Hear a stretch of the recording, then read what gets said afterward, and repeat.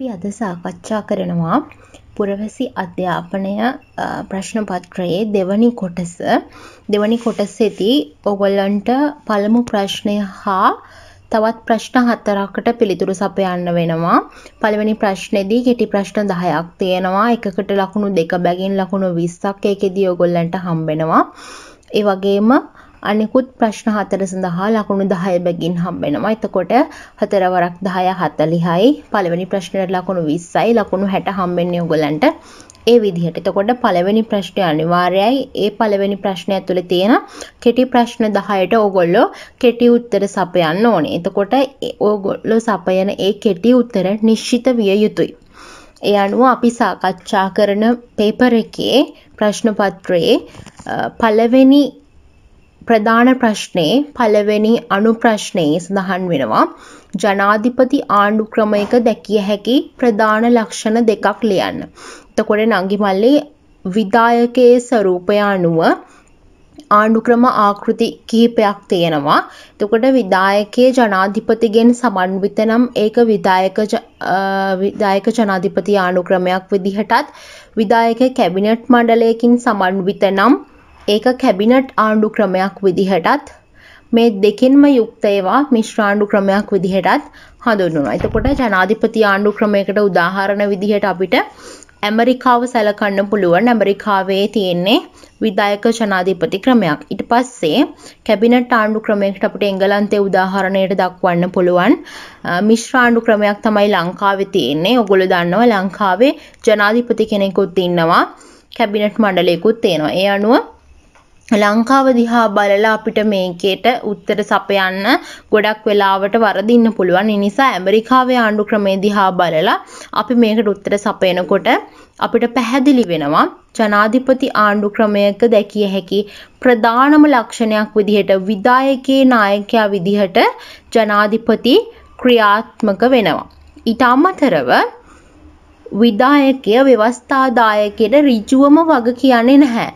සාමාන්‍යයෙන් බොහෝ රටවල් වල විධායකය ව්‍යවස්ථාදායකයට වග කියන ස්වරූපයක් දක්නට ලැබෙන්නේ නැහැ. ජනාධිපති ආණ්ඩු ක්‍රමවල සාමාන්‍යයෙන් කැබිනට් ආණ්ඩු ක්‍රමවල විධායකය ව්‍යවස්ථාදායකය තුලින් තේරීපත් වෙන නිසා විධායකයට වගකීමට ලක් වෙනවා විධායකයේ ව්‍යවස්ථාදායකයේ.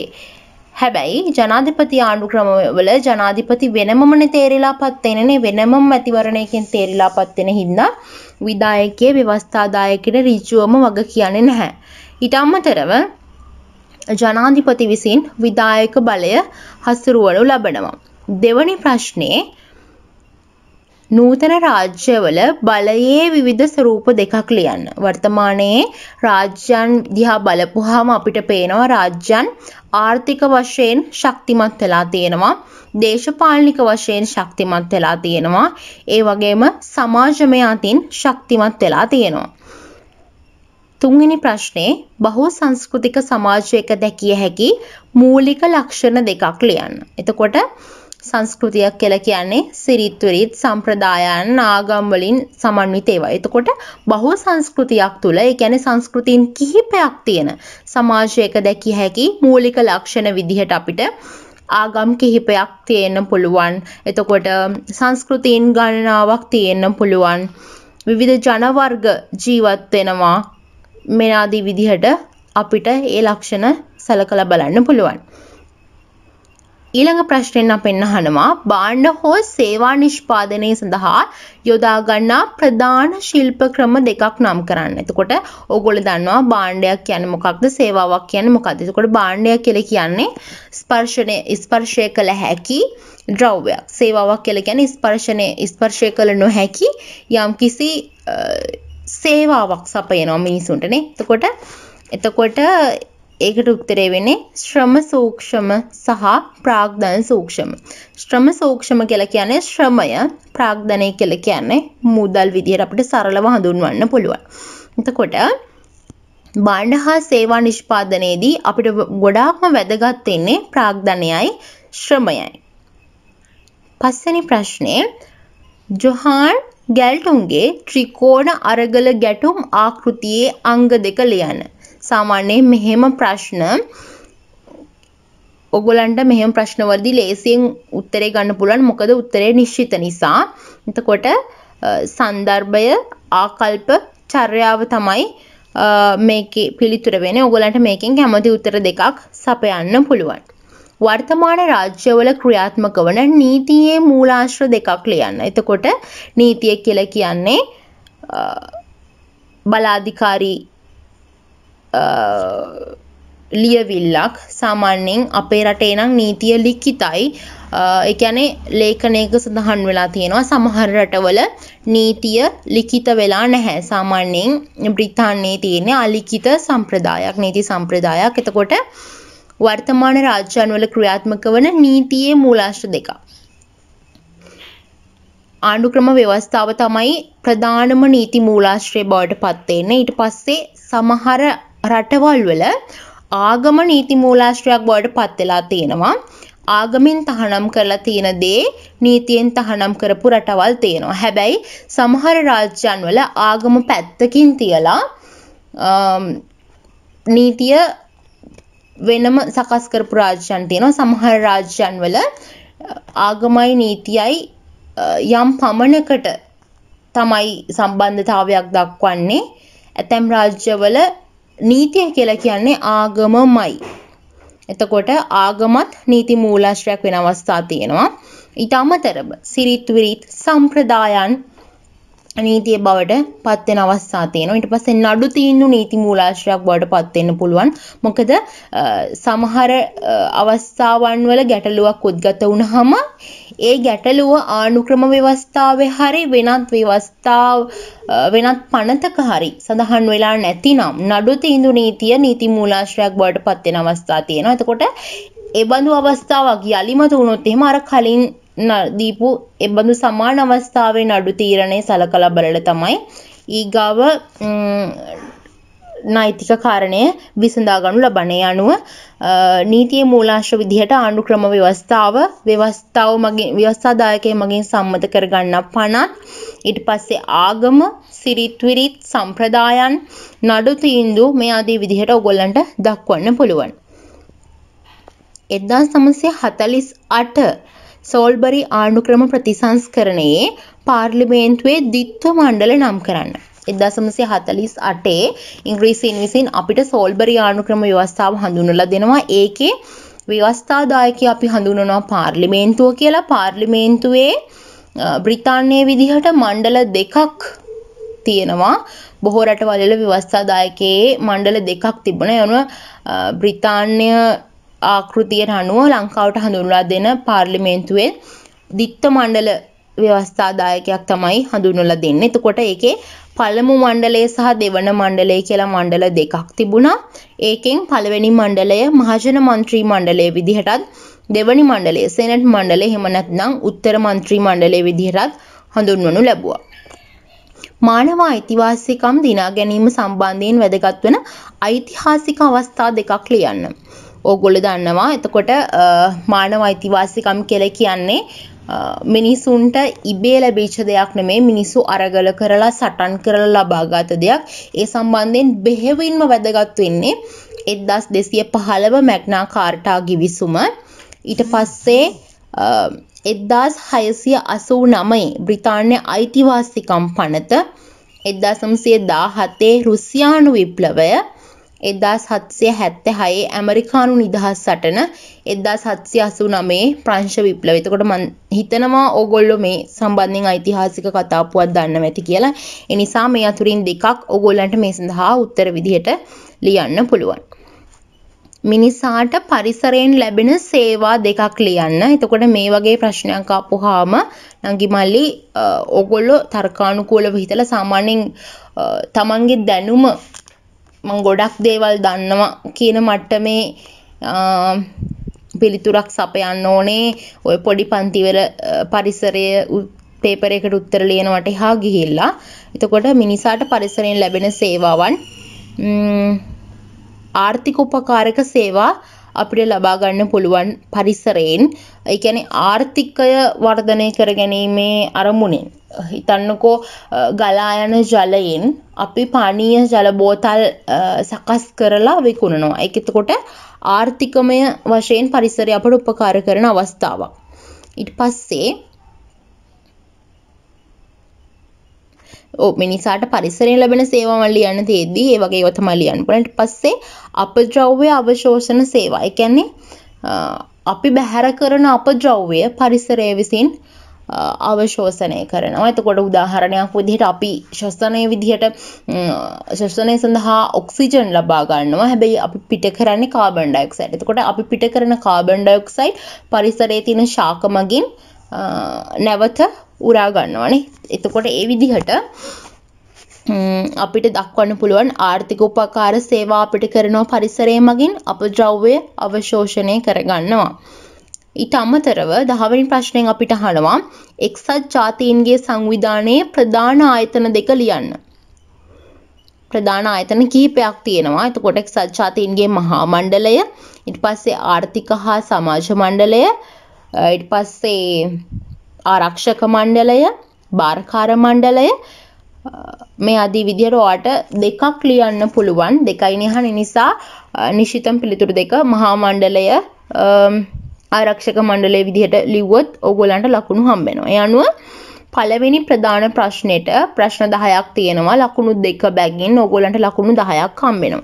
ඊට පස්සේ ඕගොල්ලන්ට ප්‍රශ්න 6ක් තියෙනවා. 6න් 4යි ලියන්න ඕනේ. 4ක් තෝරගන්න පුළුවන්. දෙවෙනි ප්‍රශ්නේ පළවෙනි කොටසින් අහනවා. එතකොට මේ වගේ කිරි ප්‍රශ්නයක පළවෙනි ප්‍රශ්නේ ඇරෙන්න ඉතුරු ප්‍රශ්නවලදී ඕගලන්ට ලකුණු 10 හම්බෙන්නේ කොටස් 3ක් තියෙනවා.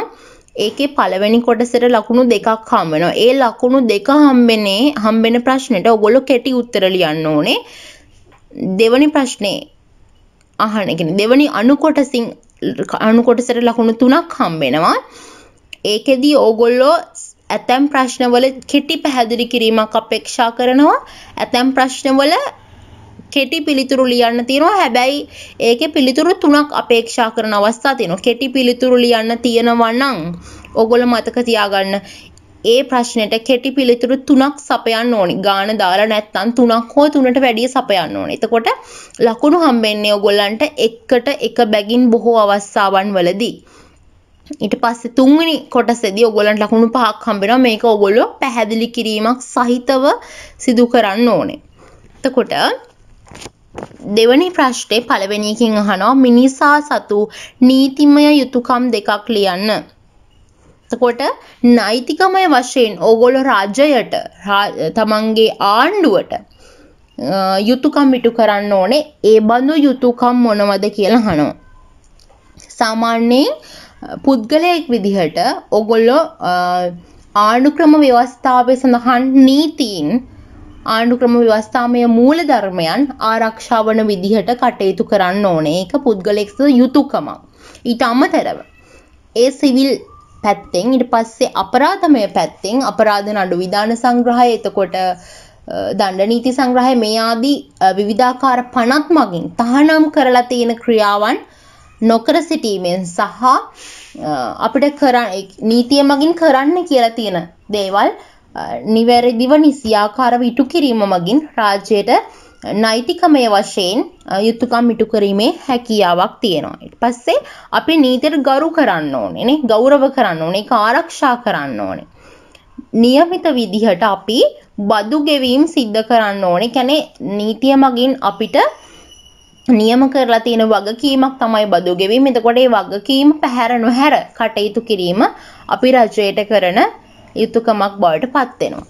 ඊට පස්සේ ඒකේ දෙවනි කොටසෙන් අහනවා ආණ්ඩුවක් තම කටයුතු පවත්වාගෙන යාමේදී ජන සමාජයට ඉටු විය යුතු වගකීම් 3ක් ලියන්න. ඒ කියන්නේ ආණ්ඩුව බලයේ ඉඳගෙන පාලන කටයුතු කරගෙන යද්දී ජන සමාජයට ඒගොල්ලෝ කරන්න ඕනේ යුතුයකම් මොනවද කියලා අහනවා. ප්‍රධාන වශයෙන්ම ඔයගොල්ලෝ මතක තියාගන්න ඕනේ ආණ්ඩුවක් කියලා කියන්නේ ජනතාවගේ සියලු ජනතාවගේ කැමැත්තෙන් පත් වෙන ආයතනයක් නෙවෙයි. බහුතර ජනතාවගේ කැමැත්තෙන් පත් වෙන දෙයක්. එතකොට ආණ්ඩුවක් බලයට පත් වුනහම Tamanගේ පාක්ෂිකයන්ට විතරක් සැලකිල්ලක් දක්වන්නේ දැක්වීමෙන් තොරව කියන්නේ තමන්ගේ විරුද්ධ පාක්ෂිකයන්ව බලයට පත් වුණාට පස්සේ තලා පෙලා පීඩා කරලා හිංසා කරන්නේ නැතුව ඒගොල්ලෝ සමස්ත ජනතාවගේම මුළු රටේම ජනතාවගේම ඕනෑපාකම් හොයලා බලලා කටයුතු කරන්න පෙළඹෙන්න ඕනේ. එතකොට ඒගොල්ලෝ නීතිය හා සාමය අනිවාර්යයෙන්ම ආරක්ෂා කරන්න ඕනේ. ජනතාවට පූර්වාදර්ශයක් වෙන්න ඕනේ. එතකොට මං කියෝගේ සමානාත්මතා මූලධර්මය ආරක්ෂා කරන්න ඕනේ. Tamanගේ පාක්ෂිකයන්ට විතරක් සලකන්නේ නැතුව. ඊට පස්සේ පරිසරය ආරක්ෂා කිරීම ප්‍රධානම වගකීමක් වෙනවා ආණ්ඩුවක. මේ ආදී විදිහට ආණ්ඩුව ජනතාවගේ පැත්තෙන් ජනතාවගේ යටිතල පහසුකම් සංවර්ධනය කරන්න වග බලා ගන්න ඕනේ. ඊට අමතරව දැන් මේ බඳු කාල සීමාවක් තුල කියන්නේ වසංගත රෝග තත්ත්වයක් හමුවේ ආණ්ඩුව සියලු ජනතාවගේ සෞඛ්‍යමය සුරක්ෂිතභාවය ඇති කරන්න ඕනේ. ඊට අමතරව අධ්‍යාපන මට්ටමින් සමානාත්මතා සංකල්පය ගොඩනගන්න ආණ්ඩුව කටයුතු කරන්න ඕනේ. එතකොට ආණ්ඩුවක් බලයට පත් වුණා කියලා කියන්නේ ආණ්ඩුවට වගකීම් සමුදායක් තියෙනවා. ඒකී වගකීම් සමුදාය ඉටු කරන්නට ආණ්ඩුව විසින් වග බලාගත යුතු වෙනවා. තුන්වෙනි ප්‍රශ්නයෙන් අහනවා ප්‍රජාතන්ත්‍රවාදී පාලන ක්‍රමයක් සාර්ථක වීමට අවශ්‍ය සාධක 3ක් ලියා එකක් විස්තර කරන්න. මෙන්න මෙහෙම ප්‍රශ්නයක් ආපුවාම ප්‍රශ්න කොටස් දෙකක් තියෙනවා. ඔයගොල්ලෝ ඒක අඳුර ගන්න ඕනේ. පළවෙනි කොටස තමයි මේ ප්‍රශ්නේ තියෙන ප්‍රජාතන්ත්‍රවාදී පාලන ක්‍රමයක් සාර්ථක වීමට අවශ්‍ය සාධක 3. එතකොට ඔයගොල්ලෝ අංක 3ක් හරි බුලට් 3ක් හරි දාලා ඒ කියන්නේ ඔයාලා ලියන සාධක 3 ඉස්සරලාම ලියන්න. ඊට පස්සේ ඕගොල්ලෝ පැහැදිලි කිරීමට අපේක්ෂා කරන සාධකයේ යටින් ලියලා ඉරක් ගහලා ඊට යටින් පැහැදිලි කිරීම කරන්න. එතකොට ඕගොල්ලන්ගේ පිළිතුර පැහැදිලි සහ නිර්වුල් පිළිතුරක් බවට පත් වෙනවා. ඒ අනුව ප්‍රජාතන්ත්‍රවාදී පාලන ක්‍රමයක් සාර්ථක වීමට අවශ්‍ය කරන සාධක විදිහට අපිට හඳුන්වන්න පුළුවන් නීතිය අධිපත්‍යය. කියන්නේ නීති අධිපත්‍යය කියලා කියන්නේ ඔයගොල්ලෝ දන්නවා නීතිය තමයි ඉහළින්ම තියෙන්නේ. පාලකයා සහ පාලිතයා. ඒ කියන්නේ බලයේ සිටින තැනැත්තා, ජනතාව පාලනය කරන කෙනා, නායකයා, රජතුමා, ජනාධිපතිවරයා නැත්තම් කැබිනට් මණ්ඩලය නීතියට ඉහළින් ඉන්නේ නැහැ. හැම වෙලෙම නීතිය තමයි උත්තරීතරම. හරිද? එතකොට මෙන්න මේ කියන අවු සංකල්පය නීති ආධිපත්‍ය නීතියේ බලය කියලා කියන්නේත් ඒකටමයි. මෙන්න මේ සංකල්පය ආරක්ෂා කරන්න ඕනේ. එහෙම නැත්නම් එතන ප්‍රජාතන්ත්‍රවාදය බිඳ වැටීමක් සිද්ධ වෙනවාමයි. නැතිනම් පාලකයා Tamanට ඕනේ විදිහට නීතිය වෙනස් කරමින් Taman නීතියට අවනත නොවෙමින් පීඩාකාරී පාලනයක් ගෙන යාමට දායක වෙනවා. ඊට අමතරව අධිකරණයේ ස්වාධීනත්වය ආරක්ෂා කරන්න ඕනේ. දැන් සාමාන්‍යයෙන් ආණ්ඩුවේ ප්‍රධාන ආයතන තුනයි ව්‍යවස්ථාදායකයේ, විධායකයේ සහ අධිකරණය. එතකොට අධිකරණ ස්වාධීනත්වයේ සුරැකීමේ මූලධර්ම ගණනාවක් තියෙනවා.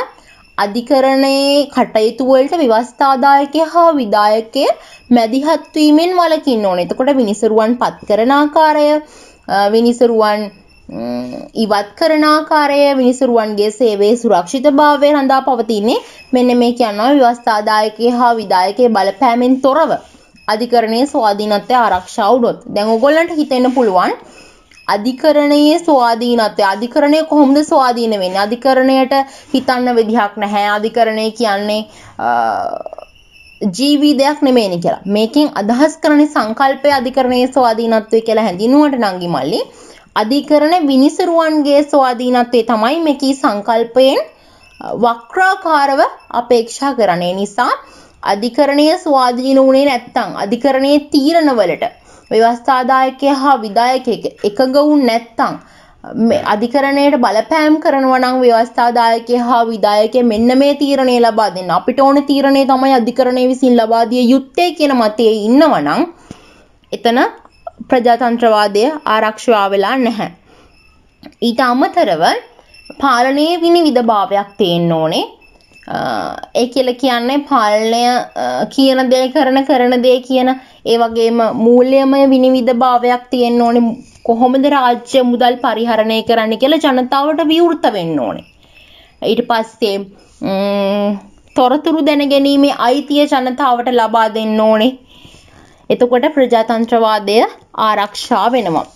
ඊට අමතරව ව්‍යවස්ථානුකූලවාදය සුරකින්න ඕනේ. ව්‍යවස්ථානුකූලවාදය කියලා කියන්නේ ඕගොල්ලන්ගේ මට්ටමින් බැලුවොත් එහෙම ආණ්ඩුක්‍රම ව්‍යවස්ථාවට අනුව රට පාලනය කිරීම. ඒ කියන්නේ ආණ්ඩුක්‍රම ව්‍යවස්ථාව උල්ලංඝනය කරන්නේ නැතුව ආණ්ඩුක්‍රම ව්‍යවස්ථාවේ තියෙන දේවල්ම පදනම් කරගනිමින් රාජ්‍ය පාලනය ගෙන යාම. ඊට අමතරව මානව හිමිකම් ආරක්ෂා කරන්න ඕනේ. ආණ්ඩුක්‍රම ව්‍යවස්ථාවේ සඳහන් කරලා තියෙන මූලික අයිතිවාසිකම් වලට අමතරව ජනතාවට ඉපදීම නිසා උප්පත්තිය නිසා හිමි වෙලා තියෙන මානව අයිතිවාසිකම් මානව හිමිකම් ආරක්ෂා කරන්නට කටයුතු කරන්න ඕනේ. ඊට අමතරව නීතියේ බලය අපි කතා කරා. පාලකයෝ වගකීමෙන් සහ වගවීමෙන් යුතුව කටයුතු කරන්න ඕනේ. මෙන්න මේවා ප්‍රජාතන්ත්‍රවාදයේ මූලික ලක්ෂණ. කියන ප්‍රජාතන්ත්‍රවාදී පාලන ක්‍රමයක් සාර්ථක වීම සඳහා අවශ්‍ය සාධක විදිහට අපිට හඳුන්වන්න පුළුවන්. තුන්වෙනි ප්‍රශ්නේ පළවෙනි එක ශ්‍රී ලංකාව බහුසංස්කෘතික ජන සමාජයක් වීමට බලපාන හේතු දෙකක් ලියන්න. එතකොට ශ්‍රී ලංකාව අපි ඉස්සෙල්ලා කතා කරා බහුසංස්කෘතියක් කියන්නේ මොකක්ද කියලා. ඒකට බලපාන හේතු දෙකක් අපෙන් අහන්නේ. එතකොට එකක් විදිහට අපිට ලියන්න පුළුවන් ලංකාවේ ආගම් කිහිපයක් අදහන මිනිසුන් සිටිනවා. එතකොට බෞද්ධ, කතෝලික, ඉස්ලාම්, හින්දු මෙන්න මේ කියන ප්‍රධාන ආගම් වලට අමතර තව අනු ආගම් තියෙනවා. ප්‍රධාන ආගම් කිහිපයක් අදහන මිනිස්සු ජීවත් වෙනවා. ජනතාව ජීවත් වෙනවා. ඊට අමතරව ජන වර්ග කිහිපයක් ජීවත් වෙනවානේ. සිංහල, මුස්ලිම්, ද්‍රවිඩ කියනා වූ ප්‍රධාන ජන වර්ග ජාතීන් නෙවෙයි ජන වර්ග කිහිපයක්ම ශ්‍රී ලංකාව තුල වාසය කරනවා ජීවත් වෙනවා.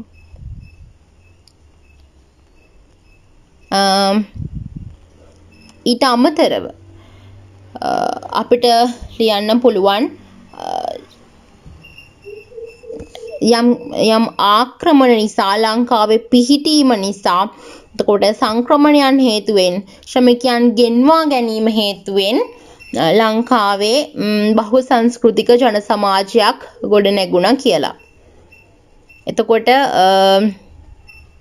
බහුසංස්කෘතික ජන සමාජයක් ගොඩනැගීමට බලපාන හේතු කිව්වහම ඇතැම් අවස්ථාවලදී ඔයාලට මතක නම් බ්‍රිතාන්‍ය පාලන සමයේදී වතු වගාව සඳහා ඉන්දියාවෙන් ශ්‍රමිකයන් ගෙන්වා ගන්නවානේ. එතකොට ඒ ආපු ශ්‍රමිකයන් වෙනම ඔවුන්ගේ වෙනම සංස්කෘතියක් තියෙනනේ. එතකොට අපේ සංස්කෘතියට තව සංස්කෘතියක් එකතු වෙනවා. අන්න බහු සංස්කෘතියක් නිර්මාණය වෙනවා. එතකොට ආක්‍රමණ හේතුවෙන් සංක්‍රමණ හිතන්නකෝ විජේ කුමාරය ඇතුළු පිරිස ආවේ සංක්‍රමණිකයන් විදිහටනේ. එතකොට ඒගොල්ලෝ ආවට පස්සේ ලංකාව තුළ තව සංස්කෘතියක් නිර්මාණය වුණා. මෙන්න මේ විදිහට හේතු නිසා ලංකාව බහුසංස්කෘතික ජන සමාජයක් බවට පත් වෙනවා. එතකොට ඒකේ දෙවැනි ප්‍රශ්නයෙන් අහනවා බහුසංස්කෘතික ජන සමාජයක යහපැවැත්ම සඳහා පුරවැසියෙකු විසින් ප්‍රගුණ කළ යුතු ගුණාංග 3ක්. එතකොට බහුසංස්කෘතික ජන සමාජයක යහපැවැත්ම ඒ කියන්නේ යහපත් විදිහට බහුසංස්කෘතික ජන සමාජයක් තුළ ජීවත් වෙන්නේ කොහොමද? ගැටුම් අවම කරගෙන නේ. එතකොට අන්‍ය ආගම් වලට ගරු කරන පුද්ගලයෙක් බවට පත් වෙන්න ඕනේ. හැම පුද්ගලයෙක්ම හැම වෙලේම Tamanගේ ආගම උසස්ම ආගම Tamanගේ ආගම ආණ්ඩුක්‍රම ව්‍යවස්ථාවට ඇතුළත් කරන්න ඒක රාජ්‍ය ආගමට බවට පත් විය යුතුයි. එතකොට Tamanගේ ආගමෙන් අදහන පුද්ගලයෙක් තමයි රාජ්‍ය නායකයා බවට පත් විය යුත්තේ කියන ආකල්පයෙන් බැහැර වෙලා හැම ආගමකටම සමානව සැලකෙන පුද්ගලයෙක් බවට පත්විය යුතුයි බහුසංස්කෘතික ජන සමාජයක ජීවත් වෙන පුද්ගලයෙක්. ඊට අමතරව සාමූහික හැඟීම වර්ධනය කරගන්න ඕනේ. අපි හැමෝම කියන්නේ එකම රාජ්‍යයක් තුල ජීවත් වෙන පිරිසක්. උදාහරණයක් විදිහට ලංකාව ගත්තොත් අපි හැමෝම අපි සිංහල, අපි මුස්ලිම්, අපි දෙමළ කියන හැඟීමෙන් තොරව සියලු දෙනාම සමානයි. සියලු දෙනාම මේ රටේ ශ්‍රී ලාංකිකයෝ. අපි හැමෝම සිංහල ජාතිය නෙමෙයි, මුස්ලිම් ජාතිය නෙමෙයි, ද්‍රවිඩ ජාතිකයෝ නෙමෙයි. අපි හැමෝම එකම කොඩියක් යට ජීවත් වෙන, එකම රටක් තුල ජීවත් වෙන ශ්‍රී ලාංකික ජනතාව කියන හැඟීමෙන් යුතුව ජීවත් වීමේ හැකියාව තියෙන්න ඕනේ. ඒ වගේම අන්‍ය මත ඉවසන්න ඕනේ. අනිත් අයගේ මතයන් ඉවසීමට ලක් කරන්න ඕනේ. දැන් අපිට මතකයි පසුගිය කාලයේ අර සහරාන් ප්‍රශ්නේ ආවට පස්සේ සිංහල මුස්ලිම් කෝලහලයක් නැවත ඇති වෙයි කියලා සමාජ මාධ්‍ය තහනම් කරා. මට මතකයි Facebook එහෙම දින කිහිපයකට තහනම් කරා. එතකොට අන්නේ මත ඉවසීමේ හැකියාවක් නැහැ. සාමාන්‍යයෙන් Facebook එකේ post එකක් පදනම් කරගෙන නැත්තම් තවත් කෙනෙකුගේ නොරුස්සන වචනයක් පදනම් කරගෙන යුද්ධයක් පවා ඇතිවීමේ හැකියාවක් තියෙන නිසා අන්නේ මත ඉවසන පුද්ගලයෙක් බවට පත් වෙන්න ඕනේ බහුසංස්කෘතික ජන සමාජයක ජීවත් වෙන පුරවැසියෙකු විසින්. තුන්වෙනි ප්‍රශ්නයෙන් අහනවා බහුසංස්කෘතික සමාජයක යහපාලනය ක්‍රියාත්මක වීමෙන් ලැබෙන ප්‍රයෝජන 3ක් දක්වා එකක් විස්තර කරන්න. බහුසංස්කෘතික සමාජයක යහපාලනය ක්‍රියාත්මක වීමෙන්. එතකොට යහපාලනය කියලා කියන්නේ මොකක්ද? යහපත් පාලනය. ඒකෙදි සාමාන්‍යයෙන් ප්‍රජාතන්ත්‍රවාදයේ උපරිම වශයෙන් ක්‍රියාත්මක වීම යහපාලනය කියලා අපිට සරලව හඳුන්වන්න පුළුවන් සරල භාෂාවෙන්ම. එතකොට ඒ බඳු රාජ්‍යයක් ක්‍රියාත්මක වීමේ ප්‍රයෝජන අහනවා. ඕගොල්ලන්ට ඒකෙදි සාකච්ඡා කරන්න පුළුවන් බහුසංස්කෘතික ජන සමාජයක් තුළ යහපත් පාලනයක් ක්‍රියාත්මක වෙන්නේ නම් එකිනෙකා අතර අවබෝධය පුළුල් වෙනවා. හරිද? ඒ කියන්නේ මම මුස්ලිම් ජනවර්ගයේ කෙනෙකු සමග ජීවත් විය යුතු ආකාරය කොහොමද කියලා අර රාජ්‍යයේ ක්‍රියාකාරීත්වයත් එක්ක යහපාලනයත් එක්ක අපිට ඉබේටම පුරුදු වෙනවා. ඊට අමතරව එකිනෙකාට ගරු කරනවා. දැන් අපි සාමාන්‍යයෙන් අපේ රටේ හුඟක් මිනිස්සු, හුඟක් ජනතාව එකිනෙකාට ගරු කරන්නේ නැහැ. සාමාන්‍යයෙන් මුස්ලිම් ජනවර්ගයේ කෙනෙක් සහ සිංහල ජනවර්ගයේ කෙනෙක්, එතකොට ද්‍රවිඩ ජනවර්ගයේ කෙනෙක් අතර සහයෝගයක්, සමගියක් ඇති වෙන්නේ නැහැ. සාමාන්‍යයෙන් ඒකට කියන්නේ මිශ්‍ර පාසල් ඇති කිරීම හරහා යහපාලනයක් බහුසංස්කෘතික ජන සමාජයක එතකොට යහපාලනයක් ක්‍රියාත්මක වෙනවා නම් එතකොට මිශ්‍ර ආගම් අදහන ළමයි, මිශ්‍ර ජනවර්ගවල ළමයිට එකට ඉගෙන ගන්න පුළුවන් පාසල් ස්ථාපිත කරන්න ඕනේ. එතකොට ඒ බඳු පාසල් තුලින් අපිට හැකියාවක් ලැබෙනවා.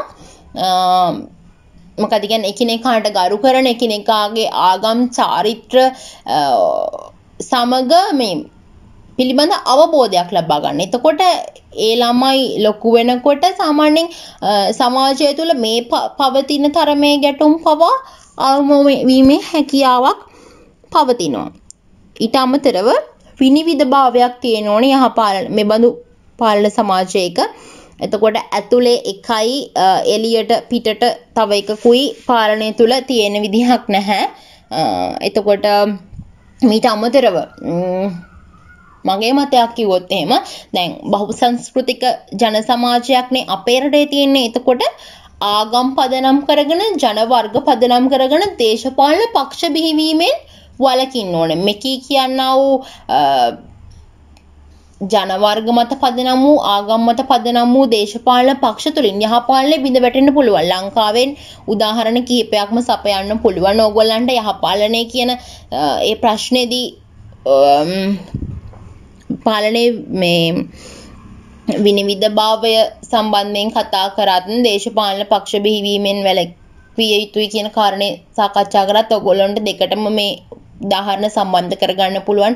එතකොට එකී දේශපාලන පක්ෂ නිසා පාර්ලිමේන්තුව තුල පවා ගැටුම් උද්ගත වෙන තත්වයක් නිර්මාණය වෙලා තියෙනවා. එතකොට පාලනය අසාර්ථක වෙනවනේ. සුළු ජාතීන්ගේ පක්ෂවල නියෝජනය පදනම් කරගෙන ඇතැම් 50 මේ ශ්‍රී ලංකාවට හිතකර පවණත් පවා සමහර වෙලාවට පරාජය වීම සිද්ධ වෙලා තියෙනවා. එතකොට ඒ නිසා ඔයගොල්ලෝ මේ පිළිබඳවත් අවධානය යොමු කරන්න ඕනේ. හතරවෙනි ප්‍රශ්නේ පිළිබඳ අවධානය යොමු කරොත් එහෙම රටක අභ්‍යන්තර ගැටුම් බෙදා දැක්විය හැකි ප්‍රධාන කොටස් දෙකක්. එතකොට ගැටුම් වර්ග කිහිපයක් තියෙනවා. මෙතනදී අහන්නේ අභ්‍යන්තර ගැටුම් පිළිබඳව. මේවා කෙටි ප්‍රශ්න නිසා ඕගොල්ලන්ට මේ වැඩි අර ස්ට්‍රෙස් වෙන්න දෙයක් නැහැ. ඍජුවම උත්තරේ ලියන්න පුළුවන්. උත්තරේ තමයි සාර්ව ගැටුම් සහ සූක්ෂම ගැටුම්. හතරේ දෙවැනි ප්‍රශ්නෙන් අහනවා ගැටුම් निराකරණය කිරීමේ ක්‍රම තුනක් ලියන්න. ගැටුම් निराකරණය කිරීමේ ක්‍රමවේද ගණනාවක් තියෙනවා. එතකොට ඉස්සල්ලාම ගැටුම් निराකරණය කරද්දී සාකච්ඡා කරන්න පුළුවන් නේ. ගැටුමට හේතු මූලය හොයා ගන්න පුළුවන්. ඊට පස්සේ කේවල් කරන්න පුළුවන්. මැදහත්කරණය, සමතකරණය මේ ආදී විදිහට ඕගොල්ලන්ට මේ අතරින් සහ සම්මන්ත්‍රණය මේ ආදී විදිහට ඕගොල්ලන්ට මේකෙන් උත්තර තුනක් ලියන්න පුළුවන්. හතරේ තුන්වෙනි ප්‍රශ්නේ ගැටුම් निराකරණය කිරීමේ වාසි තුනක් ලියා එකක් විස්තර කරන්න. ගැටුමක් निराකරණය මේවා හිතලා ලියන්න පුළුවන් ප්‍රශ්න සාමාන්‍යයෙන් පාඩම් නොකරපු ළමයෙක්ට උනත් හිතලා ලියන්න පුළුවන් ප්‍රශ්න. ඒ නිසා ඔයගොල්ලෝ මේ වගේ ප්‍රශ්නයක් අපම ටිකක් කල්පනා කරලා උත්තර ලියන්න ඕනේ. සාමාන්‍යයෙන් ගැටුමක් ඇති වුණාම ඕගොල්ලන්ට හිතා ගන්න පුළුවන් ජීවිත හානි සිද්ධ වෙනවා, දේපල හානි සිද්ධ වෙනවා, ඊට අමතරව සමගිය බිඳ වැටෙනවා,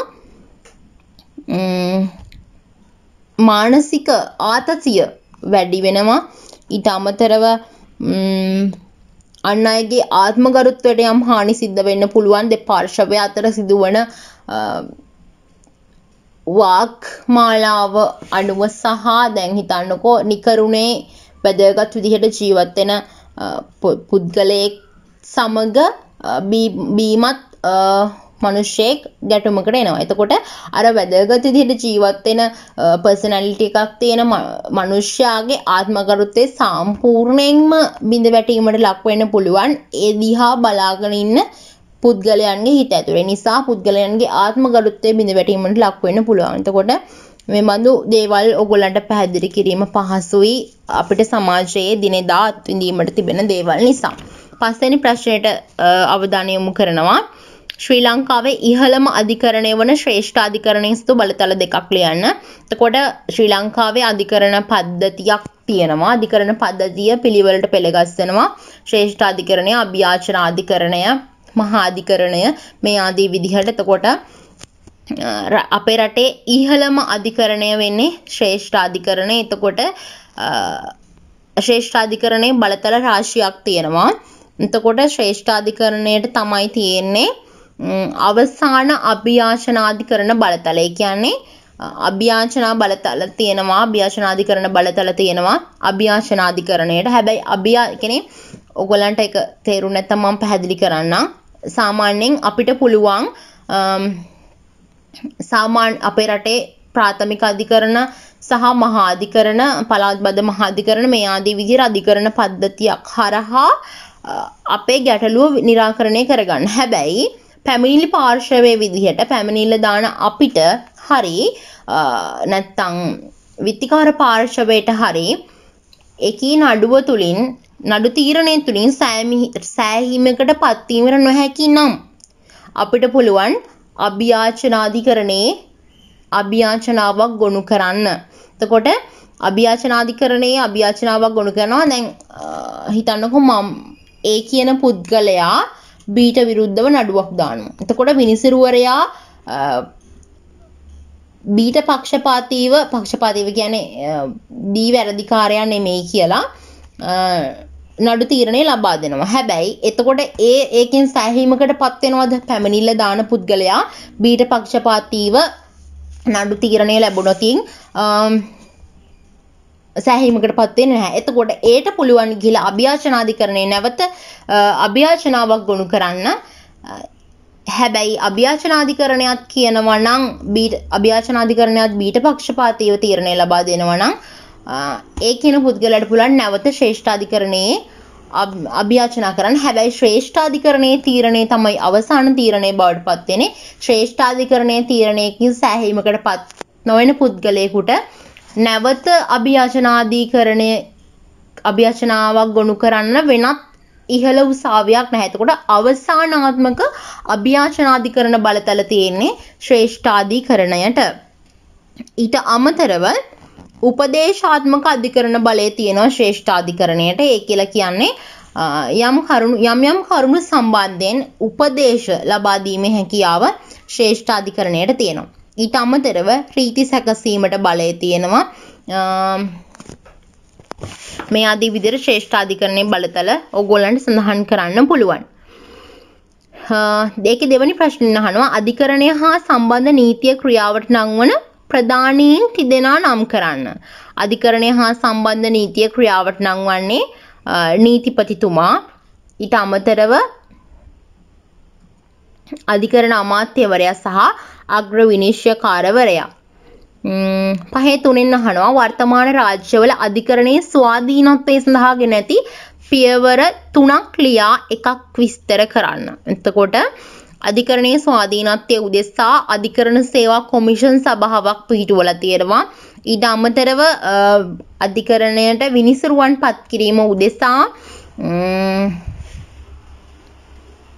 ස්වාධීන ක්‍රමවේදයක් තියෙනවා. සාමාන්‍යයෙන් ශ්‍රේෂ්ඨාධිකරණ විනිසුරුවරයා ඇතුළු අධිකරණ විනිසුරන් පත් කිරීමේ ක්‍රමවේදය ස්වාධීන විය යුතුයි. මම කලින් කිව්වා වගේ ව්‍යවස්ථාදායකයේ සහ විධායකයේ බලපෑම් වලින් තොර වෙන්න ඕනේ. එතකොට සේවයේ අධිකරණ විනිසුරන්ගේ සේවයේ සුරක්ෂිතතාවය ගොඩනගන්න ඕනේ. හිතුන වෙලාවට විධායකයට හැකියාවක් නැහැ ශ්‍රේෂ්ඨාධිකරණ විනිසුරන් ඉවත් කරන්න. යනවා විනිසුරුවන්ගේ ඉවත් කිරීමේ ක්‍රමවේදයක් ස්වාධීන වෙන්න ඕනේ. එතකොට ඒගොල්ලන්ගේ විශ්‍රාම වැටුප් පිළිබඳව ස්වාධීනව තියෙන්න ඕනේ. සාමාන්‍යයෙන් අධිකරණ විනිසුරන්ගේ වැටුප් ගෙවන්නේ රජයේ ඒකාබද්ධ අරමුදෙන්. අපි සාමාන්‍යයෙන් කියනවා විනිසුරුවන්ගේ අධිකරණ විනිසුරුවන්ගේ වැටුප් විනිසුරුවන්ගේ වැටුප්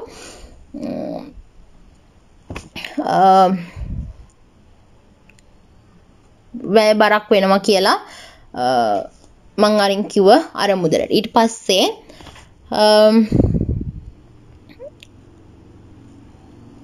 හයවෙනි ප්‍රශ්නේ පළවෙනි එකෙන් අහනවා වර්තමාන රාජ්‍යවල ව්‍යවස්ථාදායකයේ සතු බලතල දෙකක් ලියන්න. ව්‍යවස්ථාදායකයේ ප්‍රධානම කාර්යය තමයි නීති සම්පාදනය කිරීම. බලතල දෙකක් අහනවා. ඊට අමතරව විධායකයේ පාලනය කරන්න පුළුවන් ව්‍යවස්ථාදායකයට බොහෝ අවස්ථාවන් වලදී කැබිනට් අනුක්‍රමයක් පවතින රටවල ව්‍යවස්ථාදායකයේ තුලින් විධායකයේ තේරීපත් වෙන හින්දා විධායකයේ ව්‍යවස්ථාදායකයට වග කියන්න ඕනේ. එසේ නොවන අවස්ථාවන් වලදී බොහෝ අවස්ථාවන් වලදී ප්‍රතිපත්ති ප්‍රකාශනයේ පරාජයට පත් කළා, අයවැය ප්‍රකාශනයේ පරාජයට පත් කළා. ඇතැම් රටවල් වල විධායකය විසිරුවා හැරීමේ හැකියාවක් විසර්ජන පනත් කෙටුම්පත පරාජයට පත් කරලා විධායකයේ විසිරුවා හැරීමේ හැකියාවක් ව්‍යවස්ථාදායකයට තියෙනවා. ඊට අමතරව අයවැය පාලනය කරන්න පුළුවන්. එතකොට මේ ආදී විදිහට മന്ത്രിවරුන් ව්‍යවස්ථාදායකය සතු බලතල විදිහට නවක මන්ත්‍රීන් පුහුණු කිරීම මේ ආදී බලතලත් ඕගොල්ලන්ට සඳහන් කරන්න පුළුවන්. ඒවටත් ලකුණු ලැබෙනවා. වර්තමානයේ ශ්‍රී ලංකාවේ ක්‍රියාත්මක වන පළාත් පාලන ආයතන 3 ලියන්න. ප්‍රාදේශීය සභා, නගර සභා සහ මහනගර සභා තමයි පළාත් පාලන ආයතන විදිහට අපි හඳුන්වන්නේ. පළාත් පාලන ආයතන වලට පැවරී ඇති කාර්යයන් බෙදා දැක්විය හැකි ප්‍රධාන තේමා 3 ලියා එකක් විස්තර කරන්න. එතකොට සාමාන්‍යයෙන් පළාත් පාලන ආයතන වල පොදු මංමාවත් පිළිබඳ කටයුතු බාර වෙනවා. මහජන සෞඛ්‍ය පිළිබඳ කටයුතු බාර වෙනවා. පොදු උපයෝගීතා සේවා. මෙන්න මේ කියන්නා වූ කරුණු තුනෙන් එකක් ඕගොල්ලන්ට විස්තර කරන්න පුළුවන්. 7 වෙනි ප්‍රශ්නේ මානව හිමිකම් බෙදෙන ප්‍රධාන කොටස් දෙක නම් කරන්න. මානව හිමිකම් සාමාන්‍යයෙන් සිවිල් සහ දේශපාලනික කියලා කොටස් දෙකකට බෙදෙනවා. ළමා අයිතිවාසිකම් සුරැකීම විශේෂ අරමුණු 4ක් පදනම් කරගෙන සිදු වෙනවා. ඉන් 3ක් ලියන්න. ළමා අයිතිවාසිකම් ආරක්ෂා කිරීමේ අරමුණු විදිහට පැවැත්ම, ආරක්ෂාව, සංවර්ධනය, සහභාගීත්වය කියන කරුණු 4 අපිට හඳුන්වන්න පුළුවන්. මූලික අයිතිවාසිකම් කඩ කළ විට ගත හැකි ක්‍රියාමාර්ග 3ක් ලියා එකක් විස්තර කරන්න. සාමාන්‍යයෙන් මූලික අයිතිවාසිකමක් කඩ වුණාම අපිට ශ්‍රේෂ්ඨාධිකරණයට ගිහිල්ලා ශ්‍රේෂ්ඨාධිකරණයේ නඩු පැවරීමේ හැකියාවක් තියෙනවා. අපිට මානව හිමිකම් කොමිෂන් සභාව වෙත යන්න පුළුවන්. ඔම්බුඩ්ස්මන් වරයා වෙත යන්න පුළුවන්. ඔම්බුඩ්ස්මන් වරයා කියලා කියන්නේ පරිපාලන කටයුතු පිළිබඳව පාර්ලිමේන්තු කොමසාරිස්වරයා. එතකොට සාමාන්‍යයෙන් මානව හිමිකම් අපි කියනවා මානව හිමිකම් නඩු කර පවරන්න පුළුවන් ශ්‍රේෂ්ඨාධිකරණයේ. ශ්‍රේෂ්ඨාධිකරණයේ සතු බලතලයක් තමයි ඒකත්. එතකොට අපි කියන FR cases සාමාන්‍යයෙන් ශ්‍රේෂ්ඨාධිකරණයේ තමයි සාකච්ඡා කරන්නේ.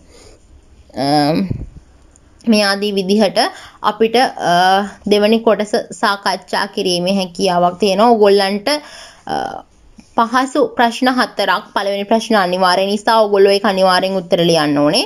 එතකොට පළවෙනි ඊළඟ ප්‍රශ්න 4 තෝරා ගැනීමේදී ඕගොල්ලෝ සම්පූර්ණ ප්‍රශ්න සියල්ල කියවලා ඕගොල්ලන්ට ලියන්න පුළුවන් හොඳටම ලියන්න පුළුවන් ප්‍රශ්න ටික මාක් කරගෙන හොඳට කියවලා බලලා නිවැරදිව පිළිතුරු සපයන්න. එතකොට ලකුණු 5ක ප්‍රශ්නයක් සඳහා ලොකු පැහැදිලි කිරීමක් සාහිත්‍ය පේපර් එක වගේ පැහැදිලි කිරීමක් අපේක්ෂා කරන්නේ. හරියටම ලියනවා නම් ඔයගොල්ලන්ට විභාග කොලෙන් පිටු භාගයක් 3 කාලක් විතර ඒ ලකුණු 5 ප්‍රශ්නවලට ලියපුවාම ඇති. වැල්වට අරන් ලියන්නේ නැතුව ලියන කෙනෙක්ට. ඒ නිසා සුබ පතන ඔයගොල්ලන්ට දෙවැනි කොටස අපි මෙසේ නිමාවට පත් කරනවා.